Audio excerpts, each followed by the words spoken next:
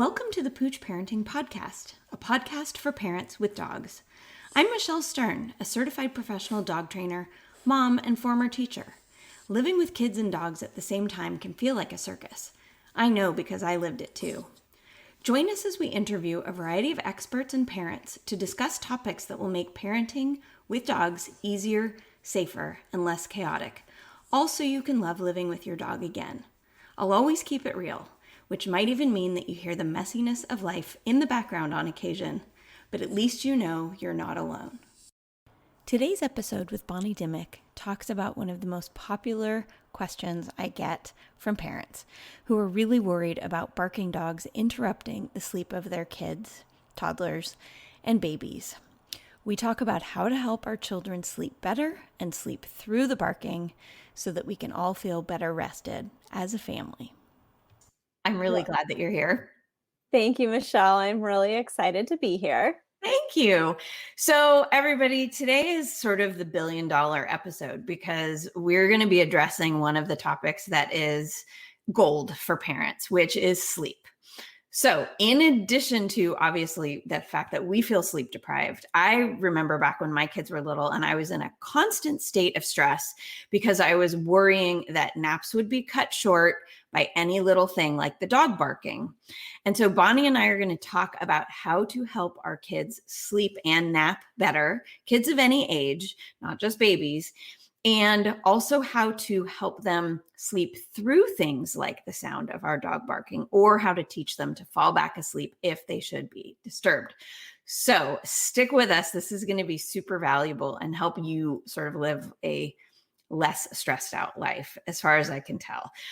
So Bonnie, why don't you introduce yourself and tell people about you? Of course. So again, thank you so much for having me, Michelle. Yes. My name is Bonnie Dimmick. I am first and foremost a mom to two little girls, a 3.5-year-old and an 18-month-old. Currently one pup. We unfortunately lost our other puppy. Well, not puppy. He was my puppy. He was always my baby. We lost him last summer. He was my first baby. So that was a bummer for sure. Sorry. But yeah, that's hard. So two little girls and one dog for now. And then I am a certified pediatric sleep consultant. And I am the owner and founder of Sleep, Love, and Happiness Sleep Consulting. So I work with families to create sustainable, independent sleep habits for little ones from very little babies all the way up through elementary school age, to support the whole family sleeping well, because it's not just about the kids. Like you said, Michelle, it's about the whole family and stress levels around sleep. And so I focus on respectful parenting philosophies and strategies that really nurture connection to help your little ones learn to sleep independently and really learn to love sleep. Oh my God. This is a dream come true. I wish I knew you when my kids were little because I really struggled. My daughter was a noisy sleeper and I couldn't sleep with her in the same room. I was a mess. And then I couldn't fall back to sleep because I kept looking at my watch thinking, she's going to wake up soon. She's going to wake up soon. And so it made me afraid to fall asleep because I knew my sleep would be interrupted. And I was pretty much a hot mess. And then she was also a short napper. And so I felt so much pressure about squeezing things into 20 or 30-minute increments. And she wasn't really getting the rest she needed either. So it was a spiraling situation. So I'm hoping you can talk a little bit about sleep habits in kids and how we can make them a little bit more resilient, especially if the dog is a dog and maybe has a little outburst. So, I don't want to have our listeners live in fear for the UPS driver dropping off a package because the dog may start barking and then every single nap goes out the window. So what kind of advice would you give people who are juggling, a real dog? I mean, as you've heard on this podcast plenty of times, my dogs make noise. So what do we do? So there's a couple of things that you can do to really lessen the impact of when those barks happen. First, white noise is your friend. It provides a consistent sleep environment, but it also masks external noise so that it's not as jarring when the dog barks or you drop something and it makes a big bang. Mhm. And so you want to strategically place that white noise in your child's room. So if the dog is normally like right outside this wall, put the white noise on that wall. If they're normally right by somewhere near the door, put the white noise near the door so that it provides that kind of masking effect. Okay, like a layer, And yeah, like a like a layer. buffer. So it's Okay, in between where the noise is happening and where your child is. okay, And white noise is just really helpful for sleep in general, because it provides a consistent sound environment to help your child focus on sleep. okay. And then the other thing you want to do is you don't want to be too quiet while your kids are sleeping. From a young age, you don't want to be like tiptoeing around, making sure that there is no noise every single time your kid is sleeping, because then those small noises will wake your baby up. So Or your normal life then, it seems like. I Yep. feel like some people tiptoe around things. "Oh, I'm not gonna vacuum. I'm not gonna run the garbage disposal. I'm not gonna Yeah. do any of those things." So you're saying that we should just do what we normally do so that our kids get used to that? Yeah, you want them to get used to those little noises in the house that happen.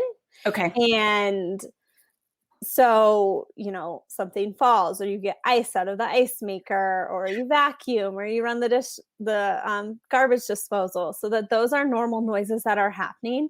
Okay. And as your child gets used to these things happening while they're sleeping during the day, those noises aren't something that activates their brain to tell them it's time to wake up. Okay. So it's like if you live near a train station, when you first live there, that train is going to wake you up every single time. But after a couple of weeks, it doesn't wake you up anymore because your brain knows it's not something you need to react to. Okay. That's really helpful. I think that's empowering that you don't have to walk on eggshells all the time.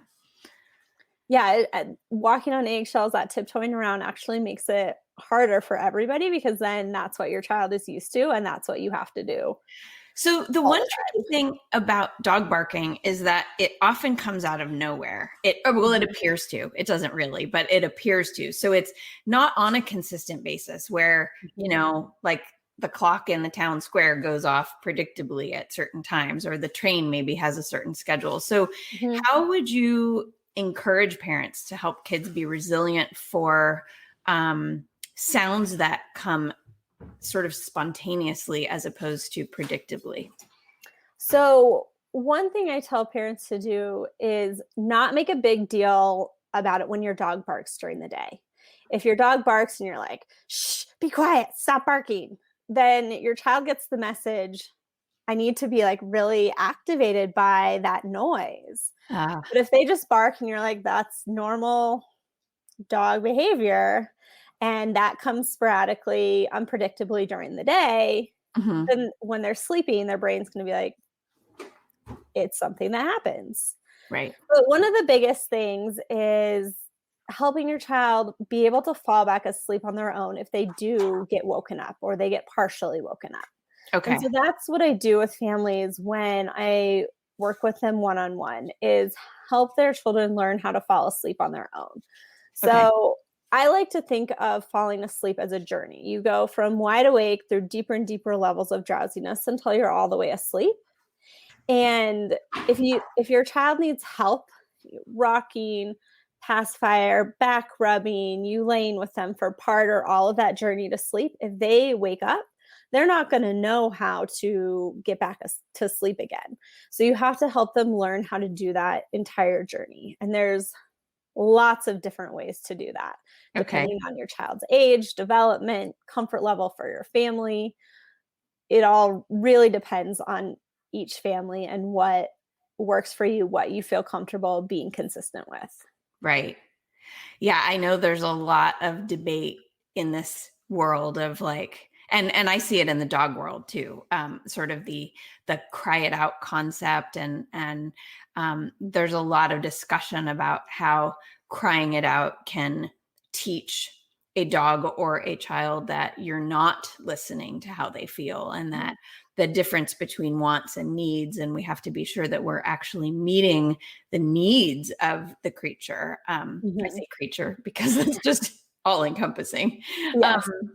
so it is really interesting, and I'm not here to judge anybody for doing things however it is that they want to do it. It's just that there are different schools of thought, and I think that the strategies that you're teaching are empowering to the child or the Mhm. baby, just as the strategies that I try to use with dogs also empower them, and help them feel seen when I know that they have needs that need being met. So obviously I Mhm. make sure that they're fed and watered, and that they've pottied and all of those kinds of things. So I know Mhm. that their biological needs have been met.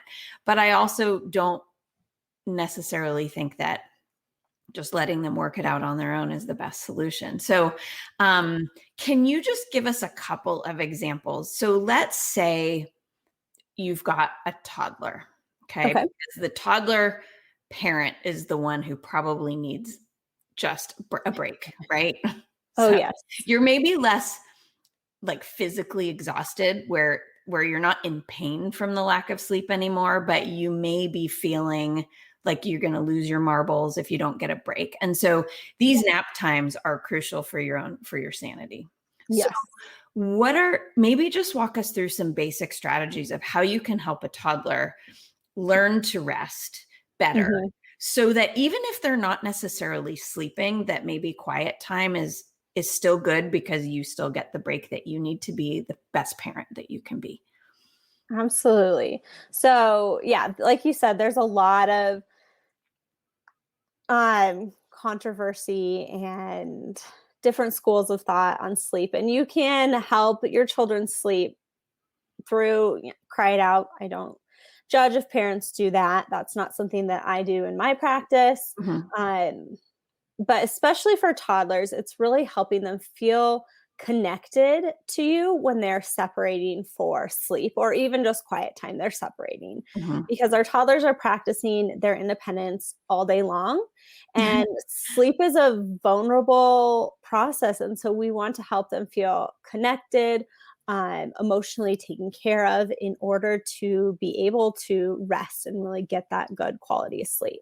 So I always recommend for families to have at least once a day, ideally before bedtime, because that's the um, time of the longest separation, is one-on-one dedicated playtime that your child directs, where you are fully 100% present.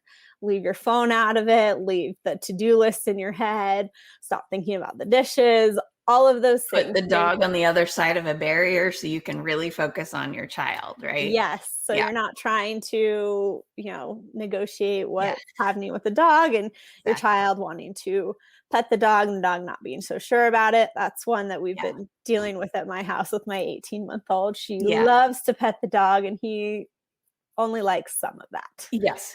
But having that one-on-one time to really help your child feel connected to you.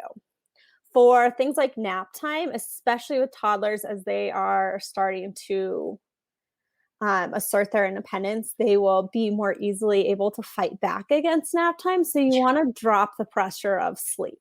Okay. You want to call it rest time. Just say you need to rest. You can hang out. You can provide like an extra stuffed animal or something in the bed because toddlers do need that sleep.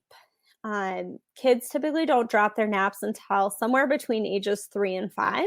Mhm. And if we take that pressure off so they're not fighting back to think, mom wants me to sleep, so I want to do the exact opposite because I'm testing my independence, they're going to be able to let their biological processes take over and that sleep pressure that builds up during the day to allow them to fall asleep. So, really taking that pressure off of sleep, making it rest time, not stressing out about it because that stress, they sense it and then they're stressed. And then it becomes this whole snowball effect of nobody's resting, nobody's happy, and it's not a good situation. I really like that you brought up the fact that they're asserting their independence, because I just have so many memories of my kids just like digging in their heels and like, no, no, no, no, no. You can't make me. It has to be my choice. I'm getting Mhm. myself dressed. I'm buckling myself in the car seat. I'm making all the choices. I decide bath or shower. It's an interesting time when we have to empower them by giving them acceptable choices that they can Right. then feel the power to choose between. So, Exactly. do you want carrots or do you want peas? But you still have to pick one or the other, right? Right. And things get even more challenging when there's a dog in the mix, because the dog also has its own opinions, and the dog may either really want to be near your toddler or may really want to be away from your toddler. Mhm. And they may have contradictory feelings towards each other, right? Toddlers are often magnetized to the dog. Dogs, on the other hand, can be magnetized to the child, but often in the toddler years want to get the heck away because toddlers are so unpredictable that the Right. dogs don't want to have anything to do with it. And Yeah. so I can imagine they both can have FOMO, though, like fear of missing out, where, if you are like I was, where I wanted to have quality time with my dog, maybe while my toddlers or kids were napping or resting, then Mhm. if I was making too much fun noise playing with my dog, then my kid wants to be a part of that. Like, what's mom doing? That sounds really fun. And Exactly. on the other hand, in my special quiet playtime with my kids, sometimes the dogs then feel that same feeling of FOMO, right? Mhm. Then they're whining at whatever kind of barrier you have, and Right. you know, Exactly. one thing that you can do is have that fun time with your dog after your kid goes to bed for the night. So Ah, get those things that you need to get done during the day, get it done during nap time, and okay. have that fun time at the beginning of the night, because kids get into a deep sleep very quickly at the start of the night, and it's a very deep sleep. Our kids are like out for the count when they first go to bed. And so noises at that time are much less likely to wake them up just because of Mhm. that state of sleep that they're in. Okay. That's really great. I would love to know, and obviously, in the scope of a brief podcast episode, you may not be able to share this, but I would love to know if you can offer any strategies for helping the kids get back to sleep if they do wake up. So, let's say the delivery driver does come, the dog loses its mind, or who knows, whatever else might happen. Maybe your dog is struggling with something. Mhm. What do we do? Do we acknowledge when the kid wakes up? Do we pretend it didn't happen? What are some strategies for helping to ensure that they are safe and taking care of their own needs while we try to do the same for ourselves? So definitely acknowledging it. If your child is awake, they're crying, they're calling out, they're alarmed by whatever noise just happened, Hmm. trying to go in quietly, calmly, keep it dark, shut the door behind you, even if you're kind of, trying to navigate getting over to them in the complete pitch black. You want to go in, acknowledge what happened, try to calm them down. The dog was barking. It's okay. They got alarmed by a package being dropped off, but it's nothing you need to worry about. They're all better. Let's lay down, doing a little comforting, rub their back, sing whatever kind of lullaby or song you typically sing before sleep to try and get them to sleep or go back to sleep, or at least go back to resting. Hmm. Because once they've woken up from a nap, it's really hard to get back to sleep. When they fall asleep for their nap, their sleep pressure is really high. So their sleep pressure builds up from the time they wake up until the time they go to sleep, and then it starts decreasing.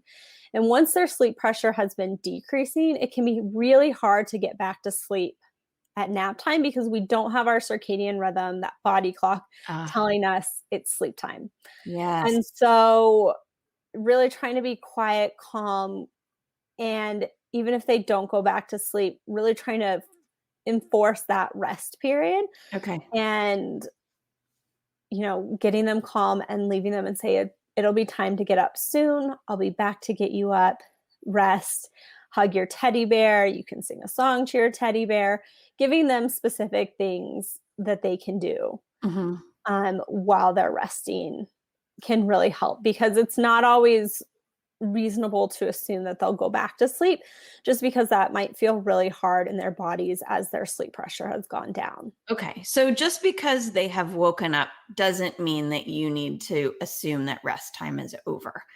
That they can call for you and have been aroused, but it doesn't mean, okay, we're done. I'm going to come and get you out of your room. Right. So we Mhm. can still try to continue this pattern of behavior. And we do the same thing with dogs where dogs repeat what they practice. And so Mhm. the way that you probably saw, I don't know, I think you saw, but the people who are listening did not see that my husband came in, my puppy woke up from his nap to say hello to my husband. Then my husband went, got himself a snack. Of course, I'm in the kitchen, so this is my own fault. I should probably be recording my podcast in a quieter room.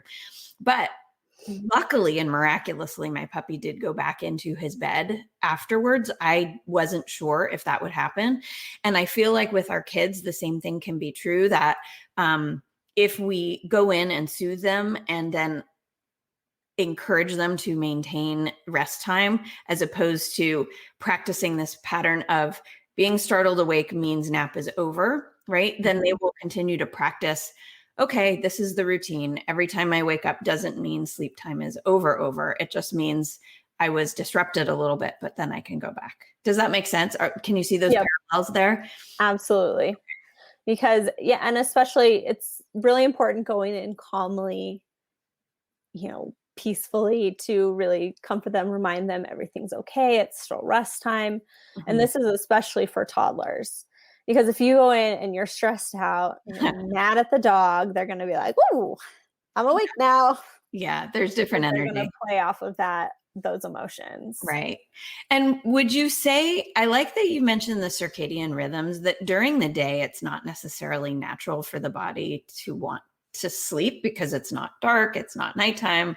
Mhm. Would, and you mentioned a darkened room. Is that something that's really helpful to get the body to kind of go into that sleepy time? Yes. So having the room be as dark as possible at nighttime tells our bodies to release melatonin, which is the hormone that helps us fall asleep. That is cued by darkness. Mhm. During the day, we don't have that melatonin, but the darkness makes it environmentally the same as at night. But the biggest piece is that it reduces stimulation, so Ah, that they're not like, "Ooh, there's a toy over there. Ooh, this is something I want to go play with. Ooh, yeah. what about that?" Okay. So making it be really dark allows them to focus on sleep. And it's also that sleep cue. They sleep in the dark at night, they sleep in the dark during the day. Again, repeating what they practice. I love that. Exactly. That Mhm. is really, really good. I think that's super helpful. Well, do you have any last minute tips or tricks for families who've got kids and dogs and are feeling overwhelmed by lack of sleep or need advice on sleep? Well, like I said, I work with families to create independent sleep habits, and I find that that is one of the most things that makes kids very resilient to whatever noises that come up. When they do get woken up, they can go back to sleep and get the best quality of sleep. So, working to establish those independent sleep habits, and like I said, there are a lot of different ways. When I work with families, we focus on emotional connection and making sure that kids feel confident, comfortable, and secure when they're going to sleep, as well as making sleep a very positive thing. I think that's something that all families can do regardless of their sleep situation. It can be hard as parents because you just want them to go to sleep and you're exhausted. But I use what I call the 97-3 rule. 97% of how you talk about sleep should be positive, Mm, so that your kids start to associate sleep with a positive thing and internalize it as a act of self-love, something that makes them feel good. mhm. And that can really help encourage them and motivate them to want to sleep and be more resilient in their sleep. I love that you said that because in thinking about not necessarily how I talk to my kids, but maybe even so. But how I hear other people talk to kids, I almost feel as if sleep is seen as a punishment that, all right, bedtime, it's time for bed. Oh, you're being too wild. Let's get you to bed or whatever. Mhm. And I hadn't really thought about that before. And it's similar to how we deal with puppies or dogs who may be feeling overly rambunctious, that sometimes we then say, get in your crate. And I think that crates are overused. I think that people confine their dogs out of desperation. But I do think management is crucial. And Mhm. anybody who knows me knows that I'm a queen of like pens and baby gates and things like that. So I don't think the dog needs to be confined to a small space in order to have fewer options. Kind of like what you Mhm. were saying, that in a darker room, the baby or child has fewer distractions and they're more capable of focusing just on where their body is and what they need, and just Mhm. maybe telling themselves a little story instead of looking at all the things in their room that they wish they were playing with, right? And Exactly. we do the same thing with our dogs, where if you're behind a baby gate, there are fewer options of things that you can be doing wrong. So I'm setting you up for success for the Yes. for what I want you to be doing. And with dogs and with children, dogs often begin to misbehave because they're overtired. And so they start making bad choices. And I feel like some of this negative talk about sleep with children comes from the fact that we are feeling frustrated that they are acting tired. And Mhm. that the way they're acting tired is annoying and obnoxious, and we're tired too. And so we play off of each other in this really negative way. Yes. So I like that you said that if we can make sleep be a good thing, because I have so many memories of listening to people say, all right, it's time for a nap. And then the kid just has a fit because they don't want to do it because Mhm. it's perceived as this negative thing. Right. It can be seen as kind of a punishment. Oh, you're acting tired. You are basically they're feeling out of control. Like sleep helps with emotional regulation. So when they're tired, they don't have that.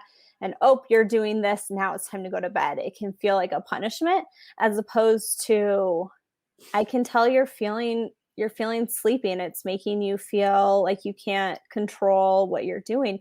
Let's go to sleep. That's going to help you feel better Mm, so that when you wake up, you're ready to play and we can have a fun time together. mm. That's such a more positive, beautiful way of addressing it, as opposed to the this is your consequence due to X, Y, and Z circumstances. I Mhm. think that we all need to be better about that with both of our kids and our dogs, because, out of frustration, it's like, I've got to put you somewhere, as Mhm. opposed to, I want to empower you to change how you're feeling. That is exactly it. You want to especially with independent sleep, empower them to be able to be in charge of their sleep and know that their sleep helps them feel good and enjoy that feeling so that they want to go to sleep because they want to feel good.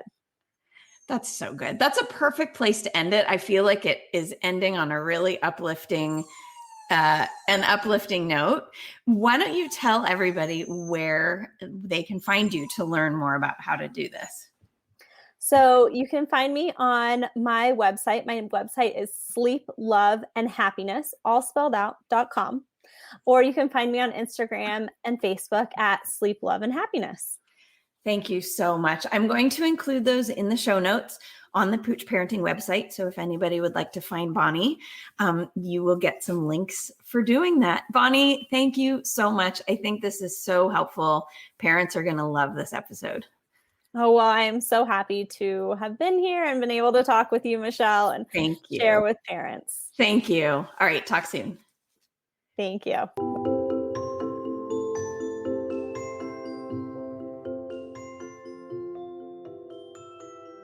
If you haven't already, please subscribe to the Pooch Parenting Podcast on iTunes or on the podcast app of your choice. If you're looking for ongoing support for your family with dogs, be sure to get on the waiting list for my Thriving Parents with Kids and Dogs membership at www.safekidsanddogs.com. poochparenting.com. And don't forget to follow Pooch Parenting on Instagram or Facebook. Thanks for listening.